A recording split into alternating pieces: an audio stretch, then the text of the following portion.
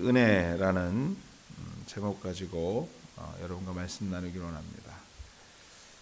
사실 제가 은혜라는 말을 되게 좋아합니다. 그래서 뭐 눈치채시는 분도 있겠지만 저는 기도할 때도 은혜 소리를 참 많이 하고요. 안 그래도 우리 교회 또 은혜가 있어서 은혜 이 소리 참 많이 하는데, 참 은혜가 그리스도인들에게 꼭 필요합니다. 은혜가 참 중요합니다. 그래서 여러분들의 입과 마음의 묵상과 입술의 모든 열매가 은혜 가운데 있기를 항상 기도했으면 좋겠습니다. 은혜의 방도 또는 은혜의 방편이라는 신학 용어가 있습니다. 하나님께서 그의 백성들에게 은혜를 베푸시기 위해서 정한 방도, 방법들을 말할 때 사용하는 용어입니다. 어떻게 하나님께서 우리에게 은혜를 주시는가, 우리가 이렇게 좋아하는 은혜를 주시는가 할 때 신학적으로 이것을 통해서 이것을 통해서 우리에게 주신다, 이렇게 공부하고 가르칩니다. 그 은혜의 수단, 은혜의 방도가 하나님의 말씀, 신구약 성경과 성례전 그리고 기도를 통해서 우리에게 은혜를 주실 수 있다라고 가르칩니다. 웨스트민스터 소요리 문답 88번의 질문에 이러한 질문이 있습니다. 그리스도께서 우리에게 구원의 유익을 전하시려고 나타내시는 보통 방법이 무엇입니까? 라는 질문에 이렇게 대답합니다. 그리스도께서 우리에게 구원의 유익을 전하시려고 나타내시는 보통의 방법은 그의 규례인데 특별히 하나님의 말씀과 성례와 기도이다. 이것이 모두 그 택하신 자에게 효력이 되어 구원을 얻게 한다. 여러분들 이 소요리 문답이 뭐냐면요, 옛날에 켈빈주의, 그러니까 우리 장로교회에 전통적으로 내려오는 신학들을 평신도를 가리키기 위해서 만들어 놓은 성경 공부 책이에요. 그래서 107가지 질문으로 되어 있는 책입니다. 사실 여러분하고 그거 공부해도 참 재밌는 책이에요. 옛날엔 평신도들을 가르치라고 해놨는데 읽어보면요, 굉장히 신학적이고 옛날 평신도의 수준이 얼마나 높았는지도 알만한 책이기도 합니다. 여하튼 그렇습니다. 우리가 은혜를 경험할 수 있는 방법이 하나님의 말씀과 또 기도, 그리고 또 한 가지가 있는데 바로 이 성찬, 세례받고 성례전, 이 모든 것에 통해서 우리가 은혜를 경험할 수 있다는 것입니다. 오늘 우리가 읽은 본문은 이 세 가지의 은혜 수단 중에서 하나님의 이 성만찬을 주님이 십자가의 고난에 앞서서 재정립하시는 역사적인 사건을 다루고 있는 장이 오늘 우리가 읽은 마가복음 14장에 있는 말씀입니다. 이전에 유대인들은요, 구약에서부터 전통적으로 내려오는 유월절, 구원의 사건, 여러분들 잘 아시죠? 제가 유월절, 여러분 출애굽기에서 우리가 같이 공부하면서 말씀 들었는데요, 애굽의 노예로부터 출애굽하는 과정 중에서 마지막 재앙이 있었습니다. 그것이 무엇이냐면 모든 것의 첫 것을 주님께서 걷어가시는 일이었습니다. 그 첫 것, 가장 귀중한 것이죠. 그것의 목숨을 걷어가는 큰 재앙을 피할 수 있었던 방법을 하나 주셨는데, 그것이 무엇이냐면 문설주에다가 어린 양의 피를 바르는 것이었습니다. 그래서 그것을 패스오버 하는 것을 우리가 유월절이라고 얘기하죠. 그것이 바로 하나님의 은혜였고 그것을 체험했고 그 구원의 역사를 기념하는 날이 바로 이 유월절, 패스오버 유월절이었습니다. 유월절을 준비하는 전날 주님은요, 제자들의 발을 씻기심으로 헌신의 삶을 가르침과 동시에 은혜의 이야기를 시작하십니다. 은혜의 이야기. 그것이 바로 오늘 성례전, 이 성찬에 대한 얘기인 것이죠. 성만찬. 우리가 흔히 말하고 있는 이 최후의 만찬을 통해서 또 다른 은혜가 무언가를 말하고 있는 것입니다. 고난받으시기 직전 마지막 시간을 보내면서 제자들로 하여금 유월절 만찬을 준비케 하시고 그 준비된 만찬을 나누시기를 원하셨던 주님, 말씀으로 돌아가 보면요, 조금은 되게 평범하지 않은 것처럼 이 준비되는 모습들을 보게 됩니다. 마치 스파이같이 누구를 보내고 자리를 선택하고 그곳에 가서 미링을 주최를 하게 되죠. 평범하지 않은 것처럼 준비되는 만찬을 볼 때 분명 주님께서 그냥 보여주신 게 아니라 이것을 통해서 우리에게 전하고 싶은 얘기가 있지 않나라는 눈으로 오늘 본문 말씀을 볼 필요가 있습니다. 살펴보면서 오늘 주님께서 말하고자 하는 은혜가 무언가, 과연 이 말씀을 통해서 우리에게 말하고 있는 성례전을 통해서 말하고 있는 은혜가 무언가, 우리가 오늘 깨닫고 그 은혜 속으로 다시 한번 들어가게 되시는 저와 여러분 다 되시기를 주의 이름으로 축원해 드립니다. 첫째로, 은혜는 오늘 본문 말씀을 통해서 우리가 얻게 되는 첫 번째 은혜의 의미는 아주 특별하기보다는 아주 평범하게 우리 주변에 있다라는 것입니다. 유월절 어린 양의 피로 구원받은 유대 백성들은요, 그때의 은혜를 기념하면서 준비된 어린 양을 잡아서 잔치를 배설하고 그로 통하여서 하나님의 구원의 은혜를 기념했습니다. 그게 뭐라고요? 유월절이었어요. 유대 풍습에 익숙했던 제자들은요, 그러한 이유로 유월절 만찬을 어떻게 준비할 것인가, 어떻게 준비하는 것인가에 대해서 12절에 주님께 여쭤봅니다. 이 12절 질문에 주님께서 대답을 어떻게 하시냐면 이렇게 대답하십니다. 어떻게 유월절을 준비할까요? 물어봤더니 예수님께서 이렇게 대답하십니다. 성례로 들어가라. 그리하면 물 한 동이를 가지고 가는 사람을 만나리니 그를 따라가서 어디든지 그가 들어가는 그 집 주인에게 이르되 선생님께서 제자들과 함께 유월절 식사를 할 방이 어디 있는고 물어보라고 합니다. 제가 좋아하는 영화 중에 하나가 미션 임파서블입니다. 재밌는 부분이 항상, 그러니까 그 시리즈물이 있죠. 다들 뭐 안 보신 것처럼 그러시는데 거의 다 봤을 것 같은데, 시리즈물에 보면 항상 동일하게 나오는 게 뭐냐면요, 미션을 받는 장면들이 나옵니다. 근데 대부분 무슨 공중전화에 가서 딱 전화를 들면요, 뭐 갑자기 뭐라고 막 얘기해요. 뭐 어떻게 하고 저떻게 하고, 그다음에 마지막에 어떻게 합니까? 몇 초 후에 전화기가 폭발하니까 빨리 준비다 가라고. 그럼 딱 놓으면 공중전화가 폭파되든지 아니면 무슨 전화기가 폭파되든지 하는 것으로 미션을 전달하게 됩니다. 굉장히 특별해 보이죠. 오늘 본문 말씀도 어떻게 보면요, 동네로 들어가서 물을 지고 가는 사람을 만나고 그 사람을 쫓아가서 어디든지 들어가면 그 뒤를 쫓아가서 그곳에 가렵니다. 아주 되게 특별하고 미션 임파서블에서 영화에서 보는 것 같은 모습이 그려집니다. 누가복음에 따르면요, 예수님의 미션을 수행했던 제자들을 지명합니다. 베드로와 요한이라고 밝히고 있습니다. 이 두 사람이 베드로와 요한이에요.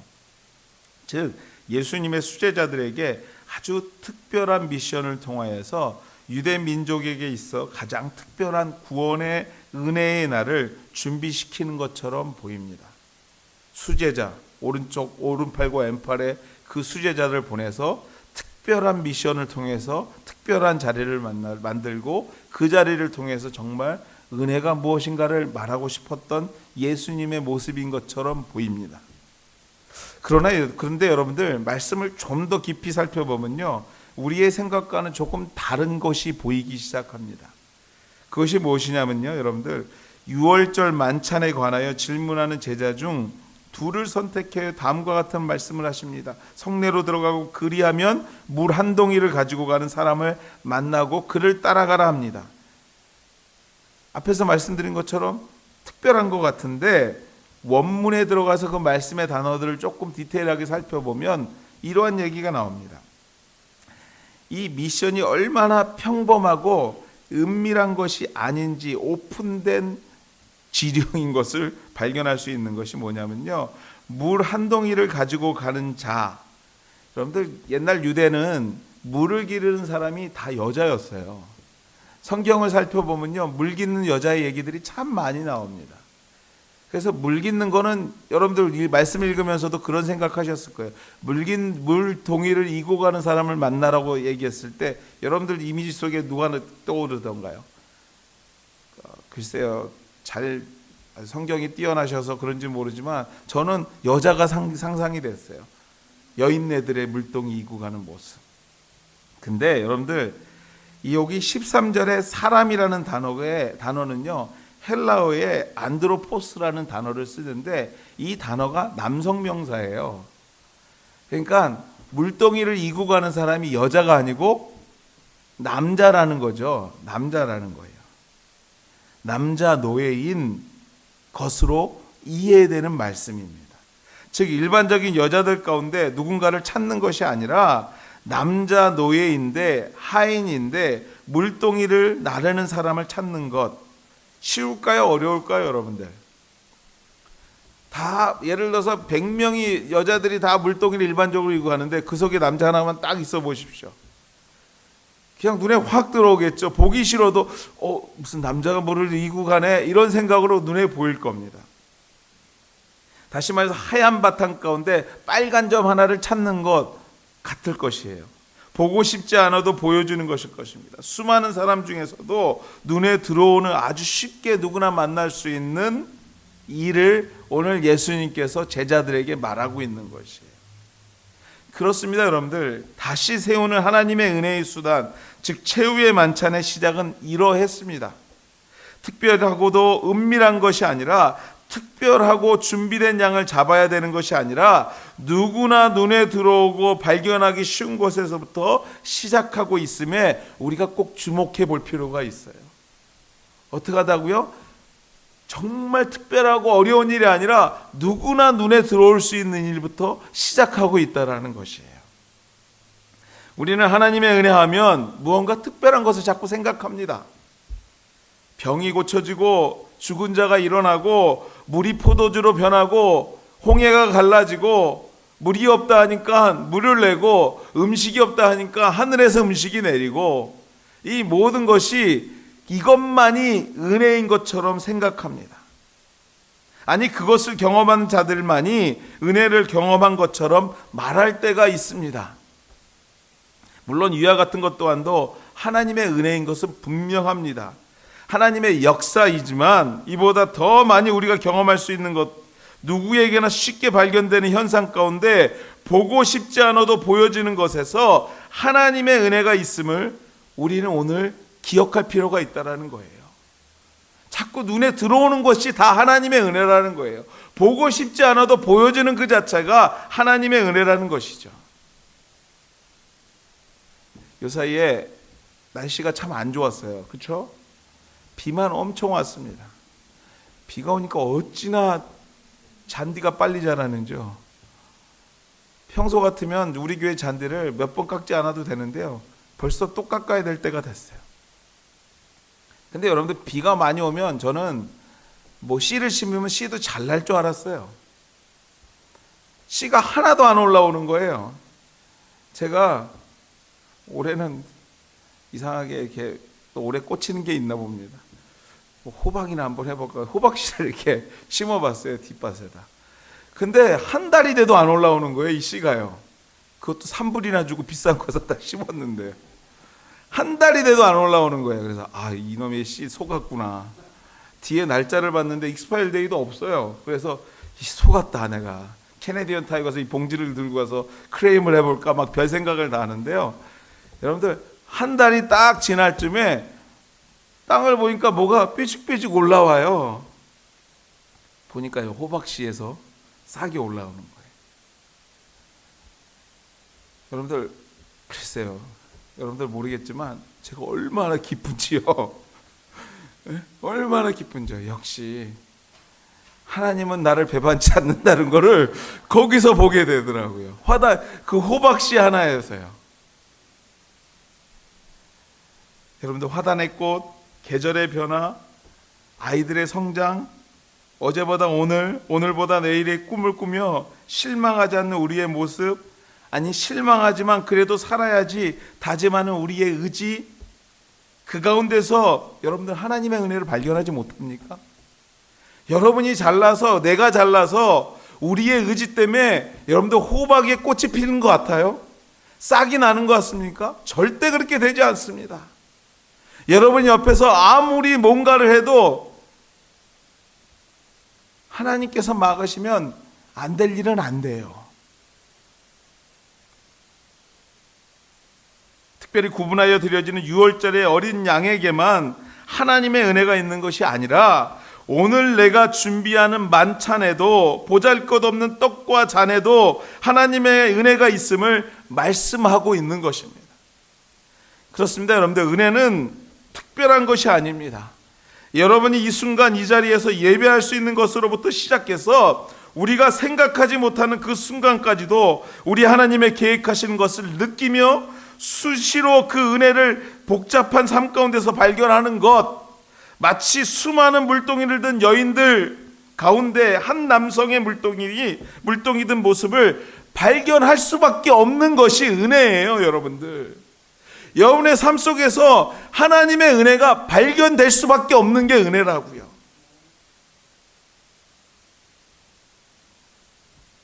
사랑하는 여러분들, 실망하기에 앞서서 포기하기에 앞서서 낙심하기에 앞서서 은혜 가운데 있을 수밖에 없는 우리의 인생을 발견하고 다시 한번 그 은혜에 감사하는 우리 하늘 가족 되기를 주의 이름으로 축원해 드립니다.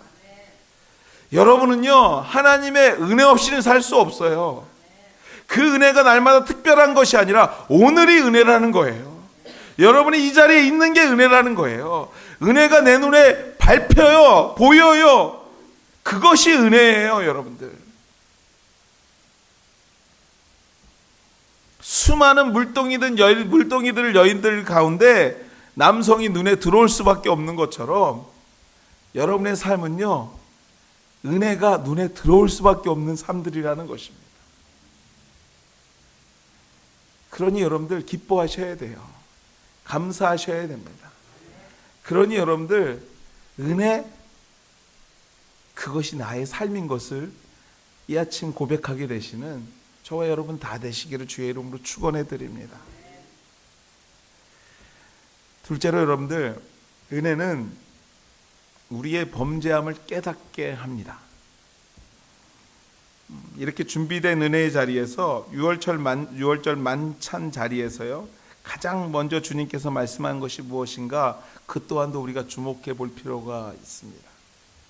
그렇습니다. 여러분들, 가장 먼저 얘기한 게 뭐냐면요, 너희 중 한 사람 곧 나와 함께 먹는 자가 나를 팔리라 하신대. 범죄에 대한 고발이고 지적이죠. 진정한 하나님의 은혜를 경험한 사람들의 특징은요, 내가 의인이요 축복받은 사람들인 것을 깨닫는 것과 동시에, 내가 은혜 가운데 있음을 깨닫는 것과 동시에 내가 회복될 수 없는 죄인이요 가론 유다와 같은 마음이 내 속에 있음을 발견하는 삶인 줄 믿습니다. 즉, 내가 죄인인 것을 깨닫는 것, 죄인인 것을 알물 통하여서 진정한 하나님의 은혜를 더 깊이 경험하게 된다라는 거예요. 문득 찾아온 새로운 계절의 은혜를 경험하면서 하나님 참 감사합니다. 제가 요사이에 아이들 앞에서 자꾸 그런가 봐요. 이렇게 실없이 노래하면서요, 찬양하면서 하나님 감사합니다 이 소리를 많이 했나 봐요. 근데 애들이 예전에 저희 아버님 여기 방문하셨을 때 같이 어디 여행을 갔다가 아버님이 하도 기쁘니까 좋으니까 노래하면서 하나님 감사합니다 그랬더니 애들이 옆에서 낄낄대고 웃는 거예요. 이상하다는 거죠. 근데 제가 그거를 따라하고 있었나 본데, 아빠가 노인네 됐다고 올드라고 자꾸 애들이 막 웃으면서 비아냥거리죠. 근데도 저 마음이 감사한 걸 어떻게 해요? 이렇게 좋은 날 주셔서 감사하고요, 이렇게 평범하게 살아갈 수 있어서 감사하고요, 그동안 삶에 지쳐 감사하지 못했고 여러 상황 속에서 치여 주님과 교제하지 못하고 기도하지 못하고 헌신하지 못한 것이 생각나서 감사하고요,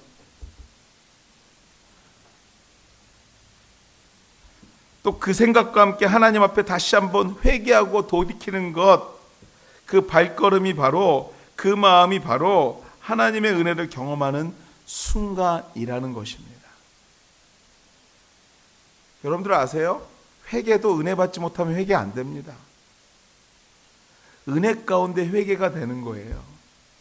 정말 은혜 받지 못하면요, 내가 죄인인 거 잘 몰라요. 오늘 내가 잘 살고 있는 것만 알아요.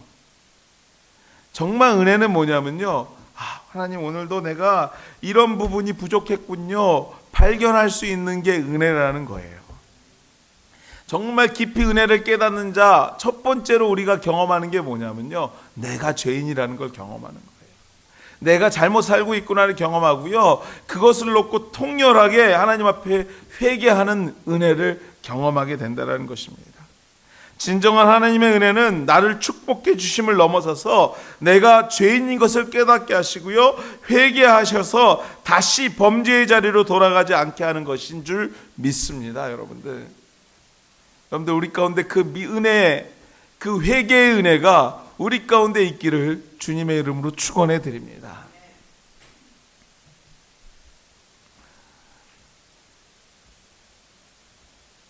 셋째로 여러분들, 마지막으로 은혜는요, 새 언약의 시작입니다. 본문의 시간적인 배경을 좀 보면요, 고난주간 목요일인 것을 발견하게 됩니다. 목요일 날짜가 특정이 돼요. 왜냐하면 12절 초두에 양 잡는 날이라는 표현이 있습니다. 무교절 첫날 곧 6월절 양 잡는 날이래요. 양 잡는 날이 언제냐면요, 6월절 전날 양을 잡습니다. 6월절이 금요일이거든요. 양 잡는 날은 목요일이라고 특정이 되는 거죠. 그러므로 여러분들, 이 목요일 저녁, 그 저녁에 주님께서 금요일 날 베푸실 만찬을 베풀고 있는 거예요. 오늘 주님께서 하루 일찍 6월절 만찬을 제자들과 나누고 싶었던 것 또한도 괜히 하신 일이 아니라는 것이죠. 왜 그러셨을까? 왜 6월절을 상징하는 어린 양의 고기도 없이, 그러니까 목요일 날은요, 고기 없이 모임을 가져야 되는 게 원래 맞아요. 고기를 잡아서 금요일 날 먹어야 되는 거니까요. 근데 고기도 없이, 정말 핵심인 어린 양 고기도 없이 왜 만찬을 하기를 원하셨을까? 그 이유가 있는데요, 한 두 가지 종류로 정리가 됩니다. 첫 번째는요, 당신이 내일 잡혀가기 때문에 물리적으로 금요일 날 함께 할 수가 없어요, 제자들과. 그게 첫 번째 이유였다면, 그거보다 더 중요한 이유가 하나가 있는데, 그것이 뭐냐면 6월절 희생의 어린 양이 당신이었기 때문에 그래요. 그러니까 이미 제자들과 당신이 준비된 거죠. 당신이 어린 양으로 이미 준비되어 있는 거예요. 다시 말해서 죄인들의 죄를 대신해서 이제까지 어린 양을 잡아 하나님 앞에 회개의 제사를 드렸다면, 인류의 모든 죄를 대신하여서 십자가에 죽으심으로 더 이상 어린 양의 피가 필요 없게 되었다라는 새로운 언약을 선포하기 위해서 목요일 날 모이신 거예요. 본문이 22절에 만찬이 시작되자 주님께서 이렇게 말씀하십니다. 주님은 떡을 들어 축복하시고 제자들에게 나누어 주시며 말씀하시기를, 이 떡은 내 몸이라고 얘기합니다. 또 잔을 들어서 축복하시고 그들에게 주시고 말씀하시기를, 이것은 많은 사람들을 위하여 흘린 나의 피, 곧 언약의 피니라 선포하심으로, 더 이상 구약적인 어린 양의 은혜가 아니라 그리스도를 통한 구원의 은혜, 새로운 언약을 선포하시기 시작했다라는 것이에요. 새로운 언약, 그것은 더 이상 어린 양이 필요한 것이 아니라 나로 통해서 너희에게 새로운 구원의 역사가 시작될 거라고 말씀하고 계시는 것입니다. 사랑하는 우리 산울교회 성도 여러분들, 오늘 우리가 이 자리에 나와 이렇게 예배할 수 있는 것, 다 이 새 언약의 은혜인 줄 믿습니다. 우리가 그리스도께서 나를 위하여 십자가를 지셨다는 사실을 믿는 그 믿음으로 구원의 은혜를 경험하는 것, 이 또한도 새 언약의 결과예요. 구약 같았으면요, 여러분들 이렇게 자리에 나와서 예배하지 못합니다. 그냥 다 밖에 있고요, 제사장 혼자 들어와서 뭔가를 했어야 되는 거죠. 우리 주님이 더 이상 형식을 통한 은혜에서 벗어나서요, 그 몸과 피를 기념함으로 진정한 하나님의 은혜를 경험할 수 있는 새 언약을 여셨고요, 그 속에 우리가 포함되어 있다는 것, 이것이 진정한 은혜인 것을 오늘 말씀을 통해서 선포하고 계시다라는 것이에요. 우리 사랑하는 우리 한울교회 여러분들, 세상에 어떤 사람들도요, 예수 믿으면 하나님의 나라 백성 되는 줄 믿습니다. 그 누구도 예수의 이름이면 충분해요. 이제 그 누구도 예수님만 믿고 구원의 확신을 얻으면 하나님 나라의 백성이 하나님의 백성이 되는 것입니다. 그 십자가의 보혈이 나를 위해 희생의 보혈인 것을 믿을 때 이 새 언약의 은혜를 경험하게 될 뿐만 아니라 새 언약의 은혜에 내가 중심에 설 수 있게 되는 줄 믿습니다. 최후의 만찬을 통하여서 우리 주님께서 우리에게 주시는 하나님의 은혜는 그 무엇과도 바꿀 수 없는 이 새 언약의 피예요. 예수 믿으면 하나님 나라의 백성이 되고 하나님 나라의 백성이 된다라는 것이죠. 그것이 바로 은혜입니다. 오늘 이 아침 여러분과 제가 이 6월을 이 좋은 계절을 시작하면서 하나님의 은혜를 다시 한번 생각해 봤으면 좋겠어요. 은혜는 여러분이 은혜입니다. 여러분의 주변에 있는 모든 것이 하나님의 은혜인 줄 믿습니다. 은혜는 나의 삶을 비추는 회개의 빛입니다. 은혜 받으면 내 삶이 오늘 하나님 앞에 온전히 서 있지 못함을 깨닫게 돼요. 그래서 회개하게 되는 거죠. 또 은혜는 새 언약의 주인공이 바로 예수이며 그 예수를 믿는 우리 또한도 그 언약의 중심에 있음을 깨닫게 되는 줄 믿습니다. 귀한 아침, 이 은혜의 자리로 부르신 예수님의 은혜에 감사하며 오늘도 날마다 말씀으로 승리하게 되시는 저와 여러분 다 되시기를 주의 이름으로 축원해 드립니다. 같이 한번 기도하시겠습니다.